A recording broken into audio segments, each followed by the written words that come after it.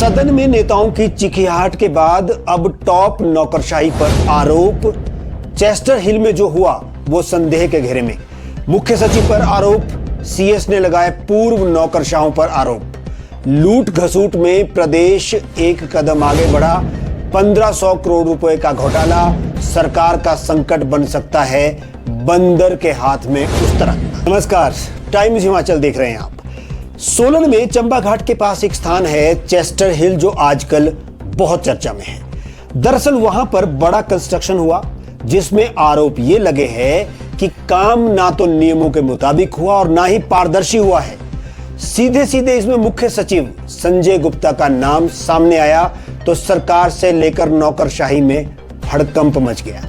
एक वकील ने तो थाने में एफआईआर भी मुख्य सचिव के खिलाफ देकर के इस मुद्दे को तूल दे दिया।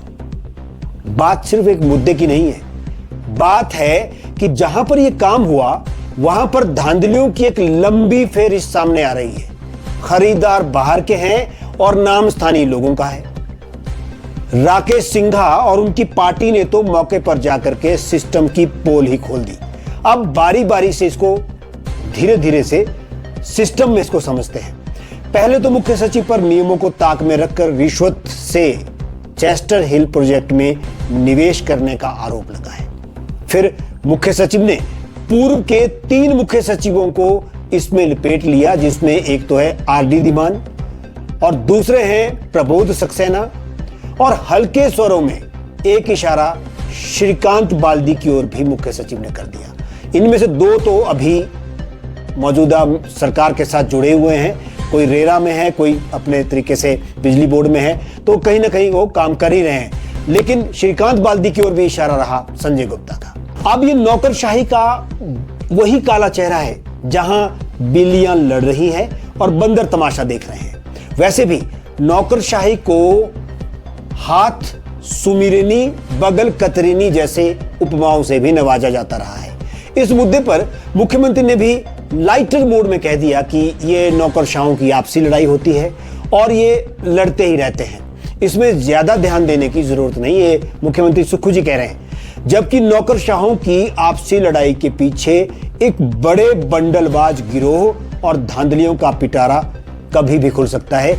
इसके लिए भी सरकार को तैयार रहना चाहिए। सीएस जो भी कह रहे हैं, पर हम तो यही कह रहे हैं कि बड़े मियां तो बड़े मियां, छोटे मियां सुभान अल्लाह। आरोप अधिकारियों पर मढ़कर जिम्मेवारी से नहीं बचा जा सकता है।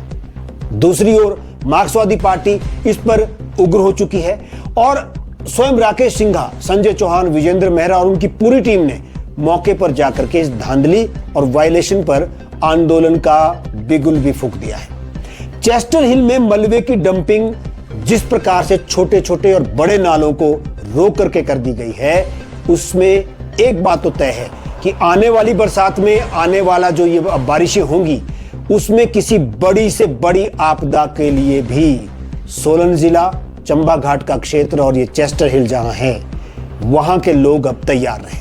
चेस्टर हिल के आसपास के लोगों ने शिकायत में ये साफ कहा है कि वहां नियमों की धज्जियां उड़ा करके बहुमंजिला इमारतें खड़ी कर दी गई और पर्यावरण को भी बड़ा नुकसान पहुंचाया गया है। बहुत सारे पेड़ काट दिए गए हैं जिसकी मंजूरी ही नहीं थी, जो काटे भी नहीं जा सकते थे। मजदूरों को मलबे के ऊपर शेड में रखकर उनकी सुरक्षा का ध्यान भी नहीं रखा गया है।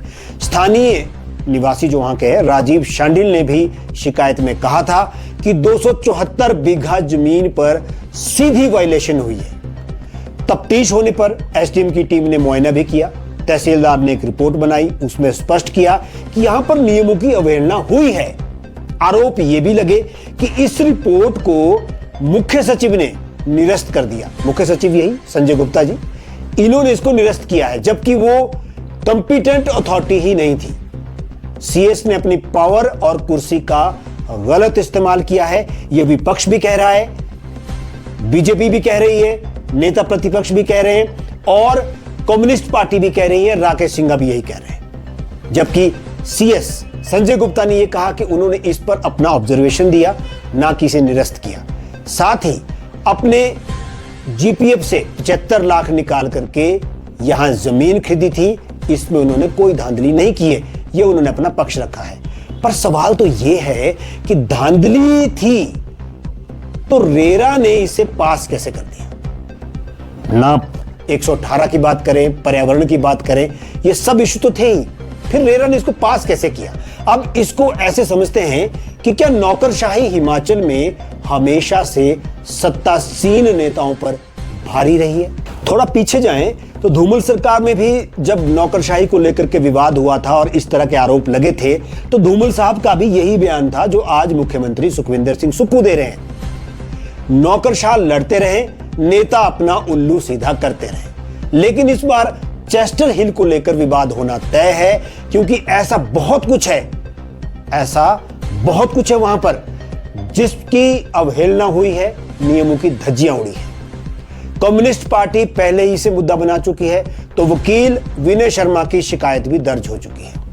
ऐसे में इस अकूत संपत्ति और निर्माण कार्य के पीछे कितने काले चेहरे हैं वो भी सामने आना जरूरी है।